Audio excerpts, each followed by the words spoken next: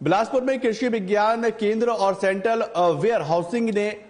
प्रशिक्षण अभियान को चलाया है और इसमें 50 से अधिक के किसानों को अनाज भंडारण के लिए प्रशिक्षण दिया गया। आपको बताएं कि कृषक जागरूकता कार्यक्रम के तहत अनाज भंडारण कर उसे सुरक्षित रखने और समय आने पर बेचने के लिए काम किया जाता है और इससे किसानों को कोई भी नुकसान नहीं होता, बल्कि किसानों को इसकी जानकारी होने से अनाज से होने वाले नुकसान से मुक्ति भी मिलती है।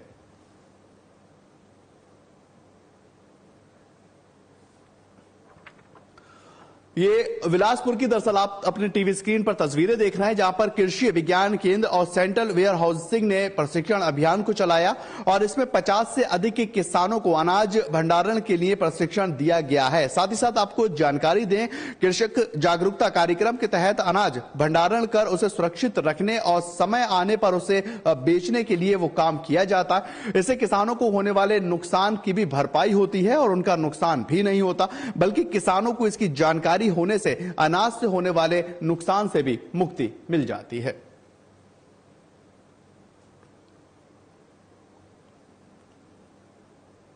एक दिवसीय कृषक जागरूकता कार्यक्रम है, जिसका आयोजन कृषि विज्ञान केंद्र और केंद्रीय भंडारण निगम के द्वारा आयोजित किया गया है, जिसमें जो कृषि उत्पाद है उसका हम सुरक्षित भंडारण कैसे करें और सुरक्षित भंडारण के बाद में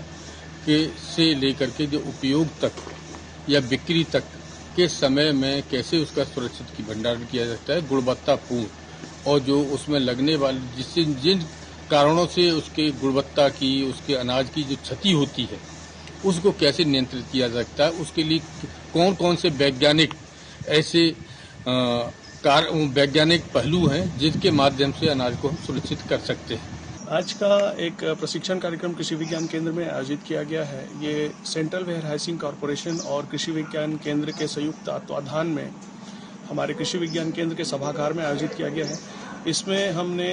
बिलासपुर जिले के करीब 50 प्रमुख किसानों को हमने यहाँ पे बुलाया है और उनको भंडारण से संबंधित नई जानकारी कि किस तरह से अपने अनाजों का भंडारण और जो हमारे राज्य शासन का जो भंडार गृह है उसका उपयोग किस तरह से किसान भाई कर सकते हैं और उसका लाभ किस तरह से ले सकते हैं, कैसे अपने अनाजों का वहाँ भंडारण सरकारी रेट से रख के, और जब उनके अनाज का रेट जिस समय उचित मूल्य मिलेगा उस समय वो भंडार गृह से निकाल के वापस बेच पाएंगे।